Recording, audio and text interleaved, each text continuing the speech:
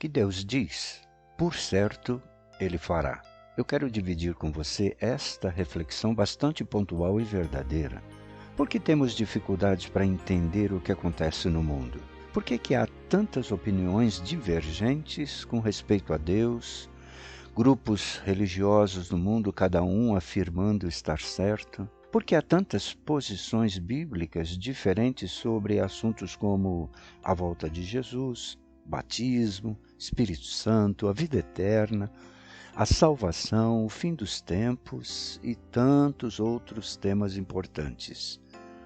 Talvez você esteja esperando que eu responda estas perguntas, mas pode estar certo que não vou responder aqui. Sim, porque eu tenho as respostas para cada uma delas, mas não é o momento agora para minhas respostas. Eu quero nesse pequeno vídeo dividir com você algumas questões relativas ao tema central do vídeo, que é o que Deus diz, Deus, por certo, fará. Saber que Deus sempre cumprirá suas palavras, bem, até Satanás sabe que sim. Mas o importante é conhecer as palavras que Deus diz que sempre vai cumprir. Há aqui um problema central. O povo de Deus não conhece muito as palavras de Deus. Apenas conhece aquelas que são mais do seu interesse. Por isso se corrompe e vive perdido, dando ouvidos a tantas vozes estranhas. Eu quero, portanto, comentar algumas passagens apenas para explicar estas minhas afirmações. Veja, o profeta Oséias, em seu livro, faz a seguinte afirmação em nome de Deus. Abre aspas. Meu povo é destruído porque lhes falta conhecimento. Porque vocês, sacerdotes, não querem me conhecer. Eu não os reconhecerei como meus sacerdotes. Porque se esqueceram da minha palavra, eu me esquecerei de seus filhos. Fecha aspas. Aqui nesta passagem, Deus não está repreendendo o povo diretamente, mas sim os líderes religiosos que são responsáveis por anunciar as palavras que Deus disse. Esse texto também não fala que o povo de Deus não tem fé. Não diz que o povo de Deus não tem o Espírito Santo, que não tem os dons espirituais, que não sabem quem Deus é. Aqui diz que o povo de Deus não tem conhecimento do que Deus conhece e que não querem conhecer. E isto é muito sério. Conhecer a Deus é um lado da moeda. Conhecer o que Deus conhece e sabe é o outro lado da moeda. Veja o que estes outros textos nos dizem. Então entenderá o temor do Senhor e obterá o conhecimento de Deus.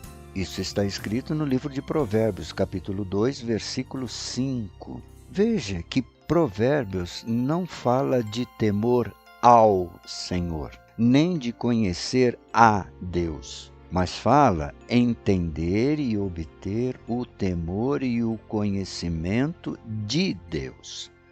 Temor dele e conhecimento dele.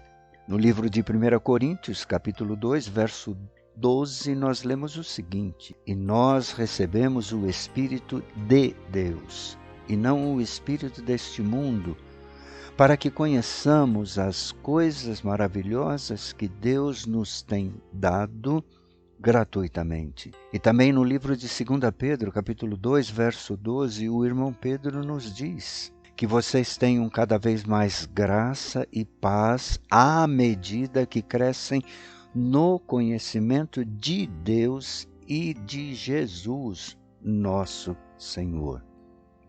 Mais uma vez lemos conhecimento de Deus, não diz conhecimento a Deus. Conhecer a Deus nós já conhecemos, mas conhecer o que Deus conhece, poucos conhecem. Outra passagem que quero mostrar se encontra no livro de Atos, capítulo 17, versículo 26. Esse foi escrito por Lucas, o médico amado, que diz o seguinte: de um só fez Deus toda a raça humana, para habitar sobre toda a face da terra, havendo fixado os tempos previamente estabelecidos e os limites da sua habitação. Esse versículo enfatiza que Deus determinou os tempos e os lugares onde as pessoas viveriam. E é exatamente o que tem acontecido nestes 6.000 anos de vida humana na Terra. Outra passagem importante que quero mencionar mostra o que Deus pensa do seu povo, e não estou falando somente do povo de Israel, pois Deus também trata do povo que se diz ser dele hoje. Isso se encontra em Isaías, no capítulo 1, verso 3, que nos diz o seguinte: o boi reconhece o seu dono, e o jumento conhece a manjedoura do seu proprietário. Mas Israel, o meu povo, que se chama pelo meu nome, nada sabe. O meu povo nada compreende. Dá para se pensar como é séria esta questão para Deus? Outro texto se encontra em Ezequiel, no capítulo 12, versículo 28.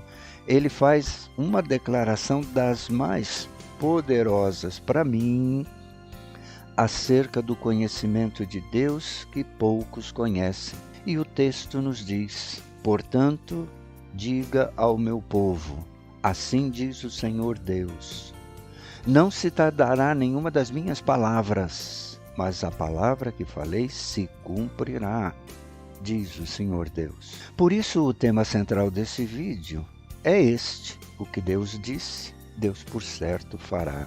Não podemos ficar perdidos com os acontecimentos do fim dos tempos.